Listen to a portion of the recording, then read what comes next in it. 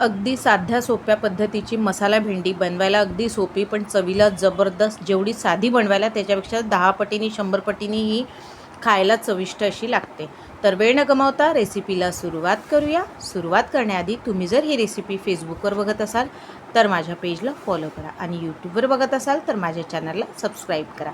त्याचबरोबर like, share आणि comment नक्की करा आणि व्हिडिओ पूर्ण बघा.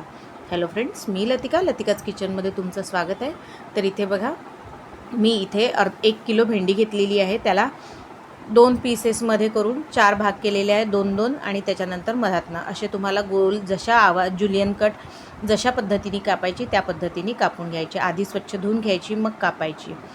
आदल्या रात्री कापून ठेवली तरीही चालते. त्यानंतर सुक्या मसाल्यांमध्ये इथे हळद घातलेली आहे, तिखट घातलेला आहे, धने जिरे पावडर घातलेला आहे, आमचूर पावडर घातलेला आहे आणि यात अद्रक लसणाची पेस्ट घातली. अद्रक, लसण आणि कोथिंबीर मी वाटून घेतलेलं आहे, ते सुद्धा घातलेलं आहे.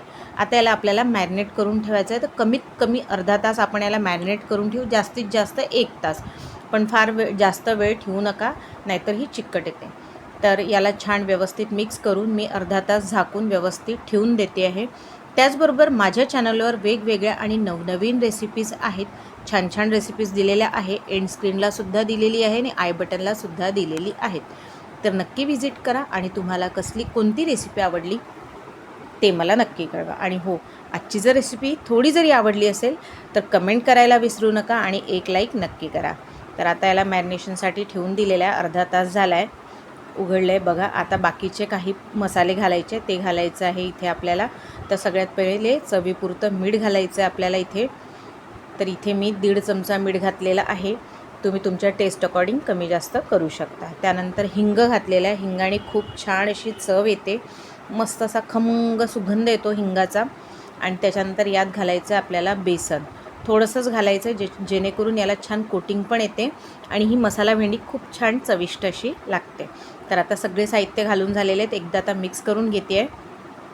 तुम्ही कमी जास्त घालू शकता किंवा बेसन नाही घातलं आहे आणि अशीही केली तरीही खूप छान लागते. बेसन ऑप्शनल आहे, पण मी बेसन घातलं आहे, खूप छान लागते. तर आता याला मिक्स करून घेते आहे व्यवस्थित. असं छान मस्त असं लागलं पाहिजे. मॉइश्चर पण छान व्यवस्थित. बेसन त्याच जे मीठ वगैरे टाकलं आहे भेंडीचं, त्याच्यात आपल्याला वेगळं काही वरतून घालायची गरज नाही. त्याला छान कोटिंग आलेली आहे. आता आपण याला फोडणी घालून घेऊया. फोडणी घालायची पद्धत अगदी साधी सोपी आहे, खूप झटपट अशी बनते. तर इथे कढई ठेवली आहे, त्यात तेल टाकलेलं आहे. 2 माप तेल घातलेलं आहे. तुम्ही तुमच्या अकॉर्डिंग कमी जास्त घालू शकता, पण जास्त कमी घालू नका. या भाजीला थोडंसं तेल असलं की छान वाटते. तर आता ही भेंडी जी आपण मॅरिनेट करून ठेवली होती, बेसन लावले, ती भेंडी घालून घ्यायची आहे. पूर्ण मसाला लावलेली भेंडी व्यवस्थित अशी, आणि याला छानपैकी शिजवायचे. आपल्याला शिजवताना याला झाकून ठेवायचं नाही आहे. झाकून ठेवली तर जास्त चिकट होणार, म्हणून याला झाकून ठेवायची नाही आहे. याला असं शिजू द्यायचं व्यवस्थित असं, म्हणजे जे मसाले लावले आहे ते पण छान शिजतील आणि भेंडीसुद्धा व्यवस्थित शिजेल, चिकट बिलकुल होणार नाही. तर तुम्ही इथे आमचूरऐवजी निंबूसुद्धा घालू शकता. तर निंबू घालताना तुम्ही शिजवताना घालायचे, आपल्याला आधी घालून ठेवायचं नाही. तर आता याला छान व्यवस्थित असं अलटून पलटून छान शिजून घेते. थोड्या वेळात फिरवत राहायचे जेणेकरून मसाला खालती करपायला नको. तर इथे बघा मस्त व्हायची आहे भेंडी. खालती तळायला लागली तर थोडंसं सोडून घ्यायचं. असं करून आपल्याला पूर्ण भेंडी व्यवस्थित अशी शिजवून घ्यायची आहे. मस्त अशी चवीला खूप छान लागते. पराठ्याबरोबर तर 1 नंबर लागते ही भेंडी. तर इथे बघा मस्त अशी भेंडी झालेली आहे बघा, मसाला वगैरे. आता याला सर्व करून घेते आहे मी. तर व्यवस्थित अशी भेंडी बघा, मस्त चटपटीत अशी भेंडी रेडी झाली आहे. तर कशी वाटली आजची रेसिपी ते मला नक्की कळवा. तर भेटूया पुढच्या रेसिपीत. तोपर्यंत बाय.